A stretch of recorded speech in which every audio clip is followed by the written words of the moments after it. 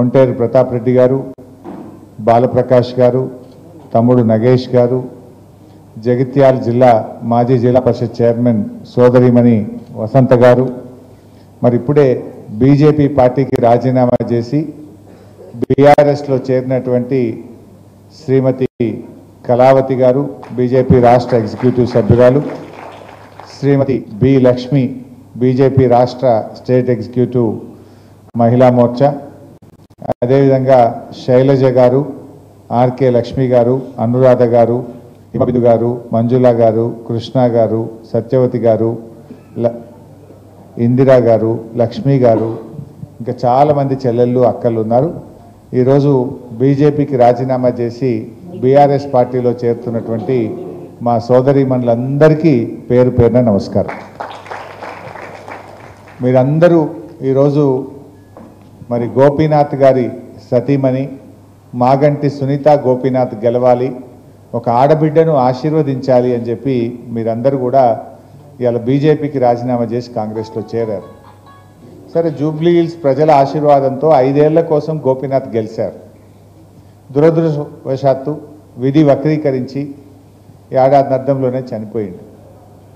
సరే, ఆ కుటుంబాన్ని నిలబెట్టాలి. పాపం 2 ఆడపిల్లలు ఉన్నారు, పెళ్లి కాని పిల్లలు. గోపీనాథ్కి 2 ఆడపిల్లలు ఉన్నారు. కొడుకు కూడా చిన్నోడు, ఇంకా వాడు కాలేజీకి కూడా పోలేదు. చాలా చిన్న పిల్లలు ఉన్నారు. మరి 3 సార్లు జూబ్లీ హిల్స్ ఎమ్మెల్యేగా ఎంతో మంచి పనులు గోపీనాథ్ గారు చేశారు. సో దురదృష్టవశాత్తు గోపీ గారు చనిపోతే ఆ కుటుంబానికి అండగా ఉండాలని బీఆర్ఎస్ పార్టీ వారి సతీమణికి టికెట్ ఇచ్చారు. మరి ఈరోజు ఈ కాంగ్రెస్ నాయకులు ఏం మాట్లాడుతున్నారో మీరందరూ కూడా టీవీల్లో చూశారు. 2 నెలలు కాలేదు భర్తను కోల్పోయి, ఎంత బాధ ఉంటుంది. పిల్లల పెళ్ళిళ్ళు కాక, పిల్లవాడు చేతికి రాక, అకస్మాత్తుగా సడన్గా భర్తను కోల్పోయిన భార్యకు ఎంత దుఃఖం ఉంటుందో మనకు తెలియదా? ఆ ప్లేస్లో ఎవరమున్నా ఎంత బాధపడతాం. అయితే పిల్లలు పెద్దగా అయినరు, పెళ్ళిళ్ళు అయినాయి, జర మగపిల్లవాడి చేతికి వచ్చిందంటే వేరు. 2 ఆడపిల్లలు ఉండే పెళ్ళిళ్ళు కాకపోయాయి, మగపిల్లవాడు ఉంటే ఇంకా చేతికి రాకపోయాయి. ఆమె దుఃఖంలో ఏదో కన్నీళ్లు పెట్టుకుంటే కూడా ఆ దుఃఖాన్ని కూడా కాంగ్రెస్ నాయకులు రాజకీయం చేస్తూ ఉన్నారు. ఇది మర్యాదనా? అసలు ఎవరైనా ఒక ఆడబిడ్డను ఆ రకంగా అవమానించవచ్చా? రాజకీయాలు ఉంటే ఏదన్నా మాట్లాడు. 2 నెలలు కాలే భర్తను కోల్పోయి, పిల్లలు చేతికి రాలేదు, పిల్లల పెళ్ళిళ్ళు కాలేదు, ఎంత బాధ ఉంటుంది, గుండె ఎంత బరువుగా ఉంటుంది ఆడబిడ్డకైనా. అది అనుభవించే వాళ్ళకే తెలుస్తుంది.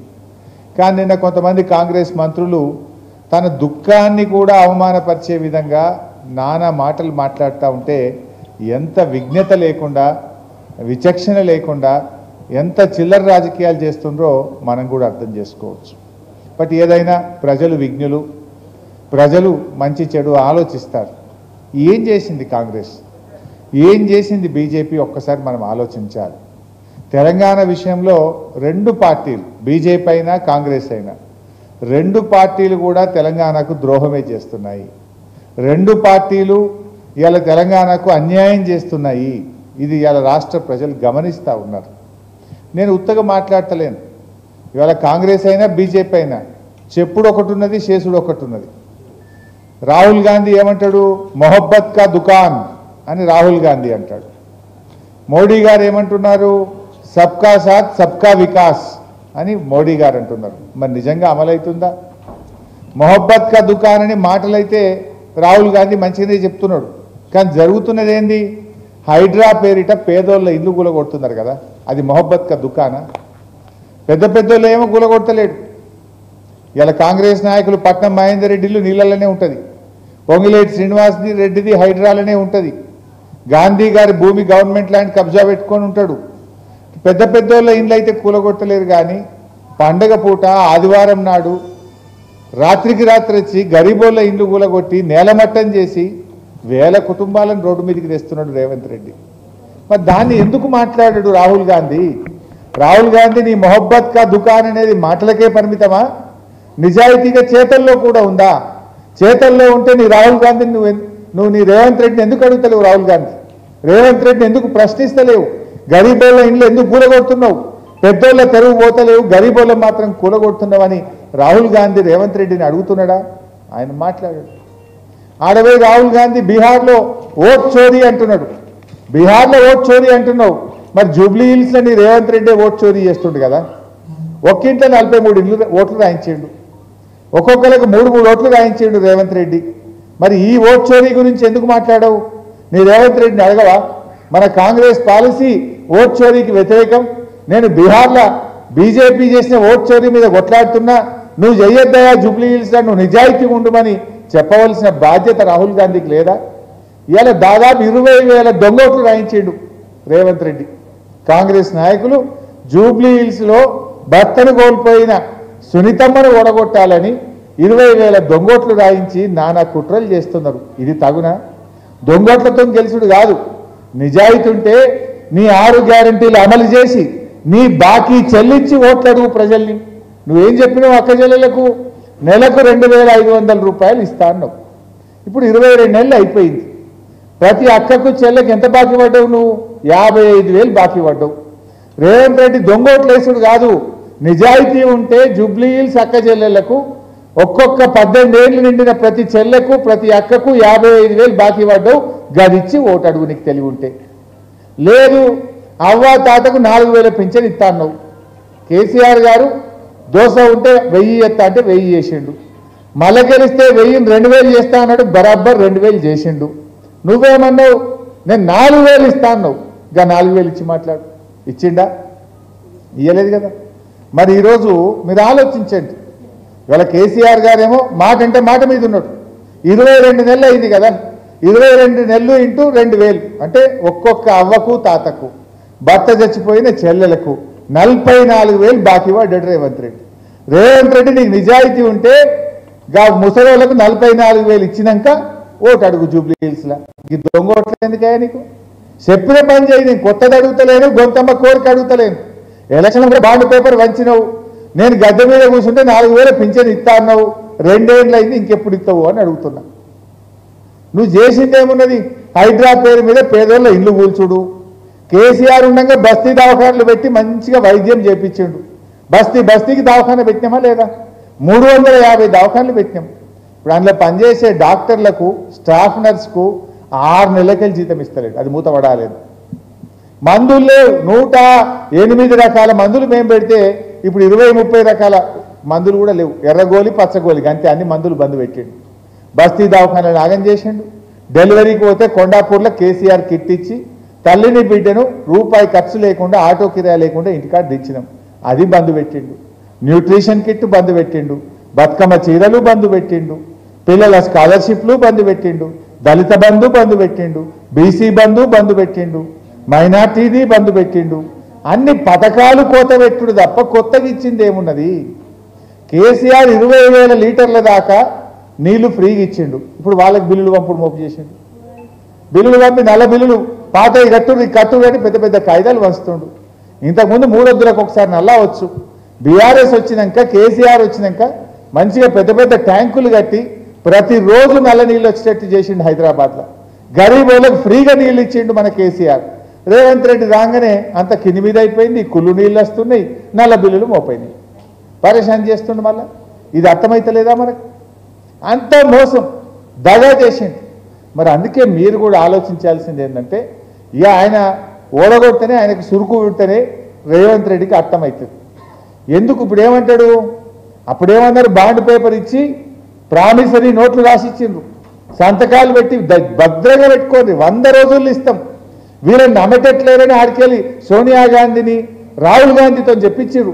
మా జిమ్మెదార్ రేవంత్ రెడ్డి ఇవ్వకపోయినా మేము ఇప్పిస్తామని చెప్పి వాళ్ళు ఉత్తరాలు రాసిండ్రు. ఇప్పుడు వాళ్ళేమో పత్తలేరు. వాళ్ళు పత్తలేరు, ఈయన ఇత్తలేడు. మరి మనం ఏం చేయాలి? ఇప్పుడు తప్పిపోయేవారన్నా కాంగ్రెస్ కోటేస్తే జూబ్లీ హిల్స్లా ఏమంటాడు? నేను పేదోళ్ళ ఇల్లు గులగొట్టినా నాకే ఓటేసిండ్రు, నేను కరెక్టే అంటాడు. నేను 4,000 పింఛన్ ఎగ్గొట్టినా నాకు ఓటేసిండ్రు, నేను బరాబరే ఉన్నా, ఇచ్చేదే లేదు పో అంటాడు. తులం బంగారం ఇస్తా అన్నాడు. కేసీఆర్ 1,00,000 రూపాయలు ఆడవిల్ల పెళ్లి కళ్యాణ లక్ష్మి ఇస్తే నేను తులం బంగారం కలుపుతా అన్నాడు. తులం బంగారం లేదు, ఆ 1,00,000 కూడా చక్కగత్తలేదు. నేను తులం బంగారం ఎగబెట్టినా నాకే ఓటేసిండ్రు అంటాడు. మహాలక్ష్మి కింద 2,500 ఇస్తాను ఎగబెట్టినా అయినా నాకే ఓటేసిండ్రు, ఇచ్చేదే లేదు పో అంటాడు. మరి ఆయనకు సురుకు పుట్టాలి. ఇవన్నీ రావాలంటే బిడ్డ నువ్వు అక్క చెల్లెల్ని మోసం చేసినావు, అవ్వ తాతల్ని మోసం చేసినావు, చదువుకునే పిల్లల్ని మోసం చేసినావు, 2 లక్షల ఉద్యోగాలు ఇస్తానని నిరుద్యోగ యువకులను మోసం చేసినావు, రైతుల్ని మోసం చేసినావు, అందుకే నిన్ను జూబ్లీ హిల్స్లో ఓడగొట్టినాము అని సురుకు పెడితే ఇవన్నీ పథకాలు అమలవుతాయి. దయచేసి మీరు ఆలోచించండి. జూబ్లీ హిల్స్లో బీజేపీ అంటారా, అది డిపాజిట్ వచ్చే కష్టం ఉండదు, అది గెలిచే పరిస్థితి లేదు. బీజేపీ కోటేస్తే వట్టిగా వేస్ట్ అయిపోతుంది. మనము 2 ప్రభుత్వాలకు బుద్ధి చెప్పాలంటే బీఆర్ఎస్ను, మాగంటి సునీతమ్మను, భర్తను కోల్పోయిన చెల్లెల్ని మీరందరూ కూడా దీవించాలి. ఆ అమ్మ మీకు అందుబాటులో ఉంటుంది, మేమందరం అండగా ఉంటాం. ఇలా బీజేపీ కూడా ఏమంటుంది, సబ్కా సాత్ సబ్కా వికాస్ అంటే ఏంది, అందరికీ న్యాయం, అందరిలో ఆనందం ఉందా? మరి ఏం చేస్తున్నారు? గోదావరి నది ఉంది, ఇప్పుడు వచ్చే సంవత్సరం గోదావరి పుష్కరాలు ఉన్నాయి. పుష్కరాలు అంటే మీకు తెలుసు కదా, మనం పోతాం, కృష్ణానది పుష్కరాలు ఉంటే నదిలో పోయి మునిగొచ్చినాం. గోదావరి అంటే కూడా ఆడికి పోతాం, నదిలో మునిగి పూజ చేసుకొని వస్తాం. మరి గోదావరి నది మహారాష్ట్రలో ఉంటుంది, తెలంగాణలో ఉంటుంది, కింద ఆంధ్రప్రదేశ్కి పోతుంది. 3 రాష్ట్రాల కింద ముందు మన దగ్గరికి అయినాకనే కిందికి ఆంధ్రాలో కలుస్తుంది. ఇవాళ మరి బీజేపీ ఏం చేసింది, గోదావరి పుష్కరాల నిర్వహణ కోసం ఆంధ్రప్రదేశ్కు 100 కోట్ల రూపాయలు ఇచ్చారు, తెలంగాణకు ఉత్తదే గుండు సున్నా రూపాయి ఇయ్యలే బీజేపీ. మరి ఆంధ్రప్రదేశ్కు 100 కోట్లు ఇచ్చిన బీజేపీ తెలంగాణకు ఎందుకు 100 పైసలు కూడా ఇయ్యలేదు?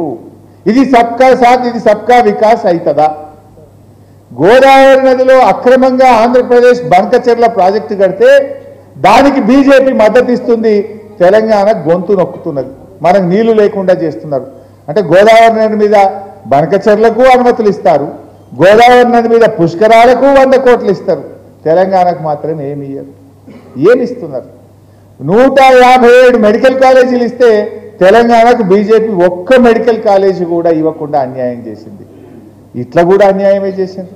మన బడ్జెట్ పెట్టిండ్రు, అమరావతికి ప్యాకేజు, విశాఖపట్నంకు ప్యాకేజు, ఆంధ్రప్రదేశ్కు ప్యాకేజ్ ఇచ్చింది. ఇయ్యింది సంతోషమే, వాళ్ళు తెలుగు బిడ్డలే. మరి మాకెందుకు ఇయ్యరు తెలంగాణకు? వాళ్ళకి 10 రూపాయలు ఇస్తే మాకు 5 రూపాయలన్నీ ఇయ్యింది, వాళ్ళకి 10,000 కోట్లు ఇస్తే మాకు 5,000 కోట్లన్నీ ఇయ్యింది. ఒక్క రూపాయి కూడా ఇయ్యలే. 8 ఎంపీలు బీజేపీ గెలిపిస్తే కిషన్ రెడ్డి గారు కేంద్ర మంత్రిగా ఉంటే కేంద్ర బడ్జెట్లో ఆంధ్రప్రదేశ్కి ఏమో ప్యాకేజీలు, తెలంగాణకేమో మొండి చెయ్య. ఇదేనా సబ్కా సాత్ సబ్కా వికాస్ అంటే? ఇట్లా చెప్పుకుంటూ పోతే చాలా ఉన్నాయి. వడ్ల ధర, వడ్లు 2,369 ఏమో వడ్లకి ఇస్తుంది. మన తెలంగాణలో ఏం పండుతాయి? వడ్లే కదా, బియ్యమే తింటాం కదా, మనం అన్నమే తింటాం కదా. గోధుమలు ఆడ పండుతాయి, ఉత్తర భారతదేశంలో పండుతాయి. మనం రొట్టె తక్కువ తింటాం, అటు పోతే ఉత్తర భారతదేశం వాళ్ళేమో రొట్టె తింటారు, మనమేమో 2 పూటలు 3 పూటలు ఇంత అన్నం తింటాం. మనం గోధుమలకేమో 2,585 రూపాయలు ఇస్తుంది మద్దతు ధర, తెలంగాణలో పండే వడ్లకేమో 2,369 ఇస్తుంది. అంటే 216 రూపాయలు తక్కువ పెట్టింది. మరి మన రైతు కాదా? గోధుమలకో నీతి, వడ్లకో నీతి ఉంటుందా? అక్కడ ఉత్తర భారతదేశంలో పండించేదైనా రైతే, మన తెలంగాణలో పండించేదైనా రైతే. మన దగ్గర పండేటేమో వడ్లు. బీజేపీ గవర్నమెంట్ ఎక్కినాడు వడ్లకు 1,400 ఉండే, గోధుమలకు 1,400 ఉండే. కానీ 11 ఏళ్ళలో ఏం చేసిండ్రు? గోధుమలకేమో పెంచుకున్నారు, వడ్లకు మాత్రం తక్కువ పెంచిండ్రు. 2,585 రూపాయలు గోధుమలకు పెట్టిండ్రు క్వింటాల్ గోధుమలకు, క్వింటల్ వడ్లకేమో 2,369 పెట్టిండ్రు. మన దగ్గర అసలు పండుతాయా గోధుమలు? మన పండేటివే వడ్ల. మరి ఇదెక్కడి నీతి? సబ్కా సాత్ సబ్కా వికాస్ అంటే గోధుమలు పండించేటోడైనా రైతే, వడ్లు పండించేటోడైనా రైతే, ఇద్దరికి సమానం ఇవ్వాలి కదా. మరి ఇలా తెలంగాణ రైతుకు మనం వడ్లు పండించడం శాపమా? మన రైతుకు ఎందుకు అన్యాయం చేస్తున్నది బీజేపీ? ఇట్లా చెప్పుకుంటూ పోతే చాలా విషయాలు ఉన్నాయి. వడ్లల్లో తెలంగాణకు అన్యాయం చేస్తుంది రైతులకు. అట్లే గోదావరి పుష్కరాలంటే అన్యాయం చేస్తారు. పిల్లలు చదువుకునే మెడికల్ కాలేజీలంటే ఒక్కటి ఇవ్వకుండా మొండి చేయి చూపించింది. గోదావరి జలాలు అక్రమ ప్రాజెక్టు బనకచెర్లకు ఆంధ్రప్రదేశ్కు వత్తాసు పలకబట్టింది. బడ్జెట్లో ఆంధ్రప్రదేశ్కు ప్యాకేజీలు, బీహార్కు ప్యాకేజీలు, తెలంగాణకు మొండి చెయ్యి.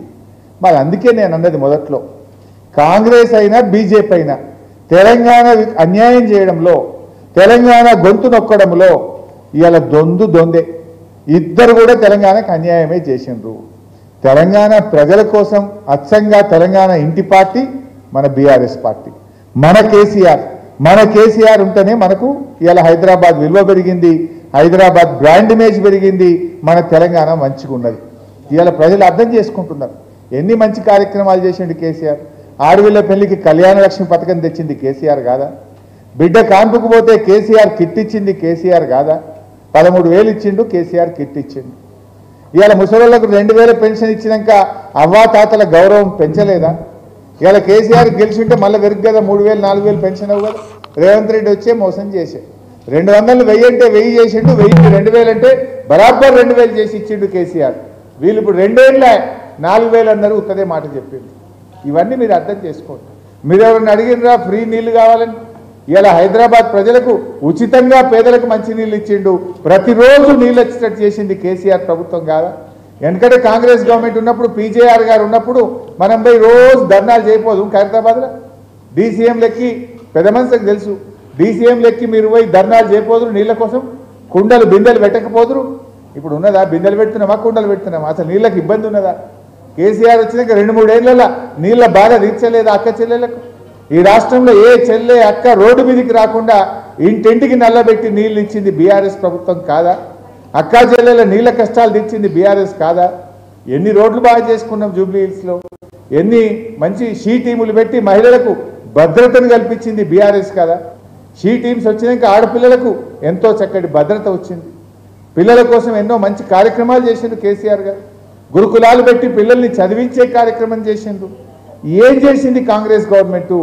ఇవాళ మంత్రులు వచ్చి తిరుగుతూ ఉన్నారు జూబ్లీ హిల్స్లో.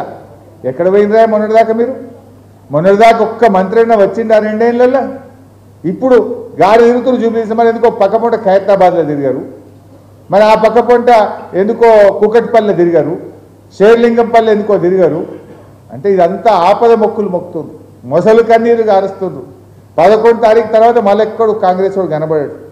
కాంగ్రెస్ వాళ్ళకి నిజాయితీ ఉంటే మీకు బాకీ కార్డులు పంపిస్తాం, మీరు ఎంత బాకీ పడ్డారో పంపిస్తాం. ఆ బాకీ చెల్లించినాకనే జూబ్లీ హిల్స్లో మా అక్క చెల్లెళ్ళు జూబ్లీ హిల్స్ ప్రజలు అడగాలి. ఇవన్నీ మీరు కూడా ఆలోచన చేయండి. ఒక సునీతమ్మ పాపం కష్టాల్లో ఉన్న సునీతమ్మకు ఒక ఆడబిడ్డలుగా, ఒక తోబుట్టుగా మీరు అండగా నిలవాల్సినటువంటి సమయం ఇది. అందరూ కూడా మరి సునీతమ్మ గారిని ఆశీర్వదించండి. ఈ తెలంగాణను మోసం చేసిన ఈ రేవంత్ రెడ్డికి, బీజేపీకి గుణపాఠం చెప్పి పెద్ద మెజార్టీతో మనం సునీతమ్మను గెలిపించుకోవాలి. దొంగోట్లను నమ్ముకొని ఒకడు బయలుదేరిండు, నోట్ల కట్టలు నమ్ముకొని ఒకడు బయలుదేరిండు, సీసాలను నమ్ముకొని ఒకడు బయలుదేరిండు. మనకు ఆ సీసాలు కడుపులకు పెడతాయా? నోట్ల కట్టలు కడుపుకు పెడతాయా? ఇవాళ ఇస్తే ఓట్లు అయిపోయినాక ఎట్లా బిడ్డ? దొంగోట్లు మనల్ని బతికిస్తాయా? అందుకే ఈ దొంగోట్లకో, నోట్ల కట్టను నమ్ముకున్న వాళ్ళకో, సారా సీసాలను నమ్ముకున్న వాళ్ళకు మహిళలు, జూబ్లీ హిల్స్ ప్రజలు మీ ఓటుతో గుణపాఠం చెప్పాలని నేను మీ అందరినీ పేరు పేరున కోరుకుంటూ, జై తెలంగాణ, కేసీఆర్ గారి నాయకత్వం, కేసీఆర్ గారి నాయకత్వం, కారు గుర్తుకే.